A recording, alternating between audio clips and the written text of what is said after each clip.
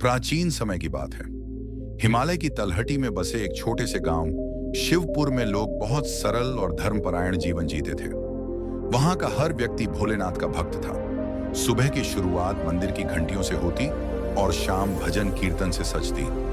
उसी गांव में दो व्यक्ति रहते थे।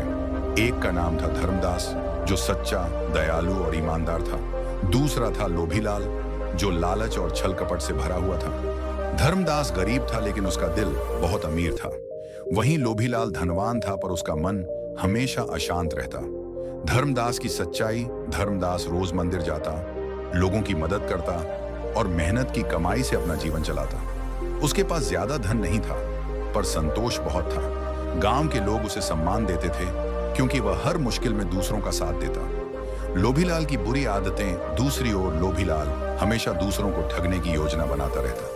वह गरीबों का पैसा हड़पता, झूठ बोलता और लोगों को धोखा देकर अपने खजाने को भरता। आश्चर्य की बात यह थी कि उसके बुरे कर्मों के बावजूद वह दिन ब दिन अमीर होता जा रहा था।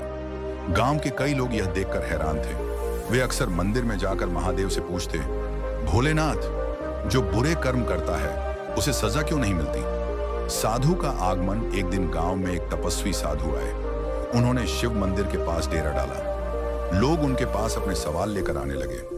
धर्मदास और कुछ अन्य ग्रामीणों ने भी उनसे वही प्रश्न पूछा। साधु मुस्कुराए और बोले, बेटा, कर्मों का फल तुरंत नहीं मिलता। महादेव न्याय करते हैं, पर सही समय आने पर। लोगों को बात समझ नहीं आई तो साधु ने उन्हें एक उदाहरण दिया। जब किसान बीज बोता है तो फसल तुरंत नहीं उगती, समय लगता है। ठीक वैसे ही अच्छे और बुरे कर्मों का फल भी समय पर मिलता है। लोभीलाल का अहंकार बढ़ता जा रहा था। उसने गरीबों की जमीन हड़प ली और गांव के तालाब का पानी अपने खेतों के लिए रोक लिया। उसकी वजह से कई परिवार परेशान हो गए। एक दिन धर्मदास ने उससे विनम्रता से कहा, भाई, बुरे कर्म मत करो, महादेव सब देख रहे हैं। लोभीलाल हंस पड़ा और बोला, अगर सच में कोई भगवान है तो मुझे सजा क्यों नहीं मिलती? समय का चक्र: कुछ महीनों बाद अचानक गांव में भयंकर सूखा पड़ा। खेत सूख गए, तालाब खाली हो गए। जिनके पास पानी का साधन था वे भी परेशान हो गए। लोभीलाल के खेत पहले तो हरे भरे रहे, क्योंकि उसने पानी जमा कर रखा था।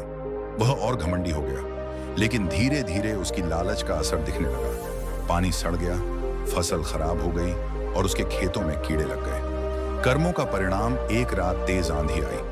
लोभीलाल का बड़ा गोदाम गिर गया और उसका सारा अनाज खराब हो गया। लोग कहने लगे, देखो, कर्मों का फल मिल रहा है। लोभीलाल घबरा गया।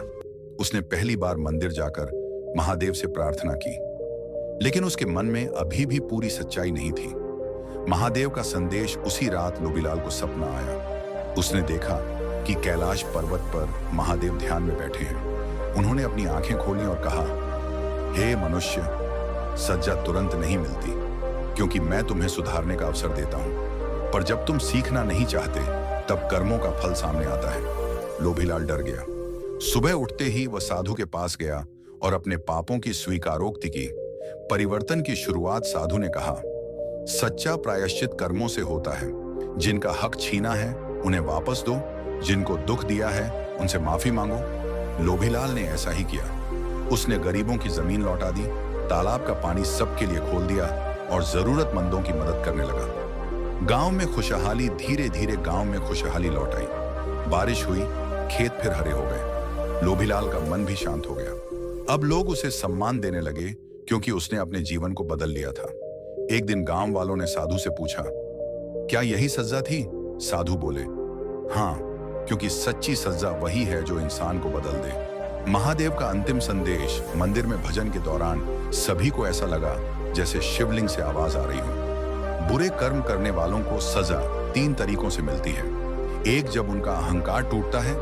2, जब उन्हें अपने कर्मों का दुख महसूस होता है। 3, जब उन्हें सुधारने का अवसर मिलता है। कहानी की सीख: इस कथा से गांव वालों ने समझा कि बुरे कर्मों का फल देर से मिल सकता है, पर मिलता जरूर है। महादेव तुरंत दंड नहीं देते, पहले सुधारने का मौका देते हैं। सच्चा पश्चाताप जीवन बदल सकता है। अच्छे कर्म हमेशा अंत में जीतते हैं। अंत: धर्मदास और लोभीलाल दोनों मंदिर में सेवा करने लगे। अब वे मिलकर लोगों को सिखाते, कभी यह मत सोचो कि बुरे कर्म करने वाले बच जाते हैं। समय आने पर महादेव न्याय जरूर करते हैं। गांव में फिर से भक्ति और प्रेम का माहौल बन गया। हर कोई समझ चुका था कि सच्ची खुशी धन में नहीं, बल्कि अच्छे कर्मों में है। और तब से शिवपुर के लोग हर सुबह यह मंत्र बोलते, हे महादेव, हमें ऐसे कर्म करने की बुद्धि दो जिससे किसी का दिल न दुखे।